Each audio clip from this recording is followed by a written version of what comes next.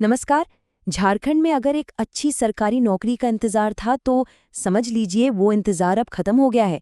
झारखंड कर्मचारी चयन आयोग ने कक्षपाल यानी कि जेल वार्डर के पदों के लिए एक बहुत बड़ी भर्ती निकाली है। तो चलिए आज इस पूरी भर्ती प्रक्रिया को स्टेप बाय स्टेप समझते हैं ताकि कोई भी जरूरी जानकारी छूट न जाए। एक बात शुरू में ही साफ कर दें, हम यहाँ जो भी जानकारी दे रहे हैं वो सीधे ऑफिशियल नोटिफिकेशन मतलब विज्ञापन संख्या 07/2025 पर आधारित है, तो इसकी प्रामाणिकता पर पूरा भरोसा किया जा सकता है। तो सबसे पहले और सबसे जरूरी सवाल, पद कितने हैं? कुल पद हैं 1733। जी हाँ, 1733 ये एक बहुत बड़ा आंकड़ा है और जो भी नौकरी की तलाश में है उनके लिए ये एक शानदार मौका है। अच्छा, अब सवाल उठता है कि इन पदों के लिए अप्लाई कौन कौन कर सकता है। आइए सबसे पहले एलिजिबिलिटी यानी पात्रता की शर्तों को समझ लेते हैं। ये फॉर्म भरने का सबसे पहला और सबसे ज़रूरी कदम है। देखिए, एजुकेशन क्वालिफिकेशन बहुत ही सिंपल रखी गई है। किसी भी मान्यता प्राप्त बोर्ड से सिर्फ 10वीं पास होना जरूरी है। हाँ, एक बात का ध्यान रखना होगा कि ये क्वालिफिकेशन आवेदन करने की आखिरी तारीख तक पूरी हो जानी चाहिए। उम्र की बात करें तो 1 अगस्त 2025 को कम से कम 18 साल का होना ज़रूरी है। रही बात अधिकतम उम्र की, तो उसमें अलग अलग कैटेगरी के हिसाब से छूट दी गई है, जिसकी पूरी डिटेल आपको ऑफिशियल नोटिफिकेशन में मिल जाएगी। अब आते हैं फिजिकल स्टैंडर्ड्स पर। जैसा कि इस टेबल में दिख रहा है, पुरुष उम्मीदवारों के लिए जो जनरल, EWS और BC कैटेगरी से हैं, उनकी हाइट कम से कम 160 सेंटीमीटर होनी चाहिए। SC/ST के लिए ये 155 सेंटीमीटर है। वहीं सभी महिला उम्मीदवारों के लिए न्यूनतम हाइट 148 सेंटीमीटर रखी गई है। ठीक है, तो अब ये समझते हैं कि ये जो कुल 1733 पद हैं, इनका बंटवारा कैसे किया गया है। इससे ये अंदाजा लगाने में आसानी होगी कि किस कैटेगरी के लिए कितने अफसर हैं। ये बार चार्ट बिल्कुल साफ साफ दिखा रहा है कि पुरुष और महिला उम्मीदवारों के लिए पदों की संख्या में एक बड़ा अंतर है। पुरुषों के लिए 1653 पद हैं और महिलाओं के लिए 80 पद आरक्षित हैं। और अगर हम पुरुष पदों को और गहराई से देखें तो ये इस तरह से बटे हुए हैं। जैसे अनारक्षित यानी जनरल कैटेगरी में 423 पद हैं, तो वहीं अनुसूचित जनजाति या ST के लिए 275 पद हैं। एक और जरूरी बात, होम गार्ड्स और एक्स सर्विसमैन जैसी कुछ स्पेशल कैटेगरीज के लिए भी अलग से रिजर्वेशन का प्रावधान है। तो अगर कोई इन कैटेगरीज से आता है तो उन्हें सटीक संख्या के लिए नोटिफिकेशन जरूर देखना चाहिए।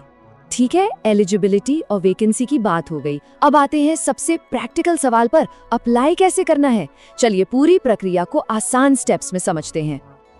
आवेदन की प्रक्रिया के ये 4 मुख्य स्टेप्स हैं। सबसे पहले JSSC की ऑफिशियल वेबसाइट पर जाकर रजिस्ट्रेशन करना है।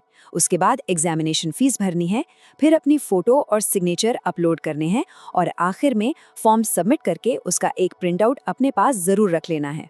एप्लीकेशन फीस की बात करें तो जनरल उम्मीदवारों के लिए ये 100 रुपए है और अगर कोई झारखंड का SC या ST उम्मीदवार है तो उनके लिए फीस सिर्फ 50 रुपए है। ये ध्यान रहे कि ये फीस नॉन रिफंडेबल है, मतलब वापस नहीं होगी। इन तारीखों को बहुत ध्यान से देख लीजिए। रजिस्ट्रेशन 7 नवंबर से शुरू होकर 8 दिसंबर तक चलेगा। फीस भरने और फोटो अपलोड करने की आखिरी तारीख 10 दिसंबर है और अगर फॉर्म में कोई गलती हो जाती है तो उसे ठीक करने के लिए 11 से 13 दिसंबर के बीच का समय मिलेगा। तो मान लीजिए फॉर्म भर दिया, अब आगे क्या, सिलेक्शन कैसे होगा। चलिए अब जरा चयन प्रक्रिया पर नजर डालते हैं कि किन किन पड़ावों से गुजरना होगा। सिलेक्शन प्रोसेस में कुल मिलाकर 3 मेन स्टेज हैं और नौकरी पाने के लिए इन तीनों को पार करना जरूरी है। पहला पड़ाव है फिजिकल एफिशिएंसी टेस्ट यानी PET। इसमें 1600 मीटर की दौड़ होगी। पुरुषों को ये दौड़ 6 मिनट में पूरी करनी है और महिलाओं को 10 मिनट में। याद रखिए, ये सिर्फ एक क्वालिफाइंग टेस्ट है, लेकिन इसे पास किए बिना अगले राउंड में नहीं जा सकते। दूसरा और सबसे महत्वपूर्ण स्टेज है लिखित परीक्षा, जो OMR शीट पर होगी। फाइनल मेरिट लिस्ट इसी परीक्षा में मिले नंबरों के आधार पर बनेगी, तो सारा खेल यहीं पर है। रिटन एग्जाम में 3 पेपर होंगे।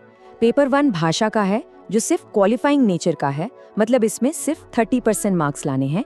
मेरिट लिस्ट में इसके नंबर नहीं जुड़ेंगे। मेरिट बनेगी पेपर 2 और पेपर 3 के टोटल मार्क्स से। तो असली फोकस इन दोनों पेपर्स पर रखना है।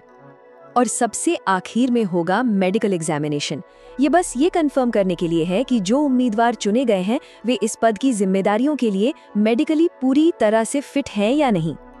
और हाँ, एक बहुत ही जरूरी बात, अपने सारे सर्टिफिकेट्स जैसे जाति और निवास प्रमाण पत्र बिल्कुल सही फॉर्मेट में तैयार रखें। सर्टिफिकेट पर नाम और माता पिता का नाम 10वीं की मार्कशीट से हूबहू मिलना चाहिए। जरा सी भी गलती बड़ी मुश्किल खड़ी कर सकती है। तो ये थी झारखंड कक्षपाल भर्ती 2025 की पूरी कहानी। अब जब सब कुछ सामने साफ है, पूरा रास्ता पता है, तो सवाल बस एक ही है कि क्या इस मौके को भुनाने के लिए तैयारी शुरू कर दी गई है? सोचिए मत, आज से ही अपनी तैयारी में जुट जाइए।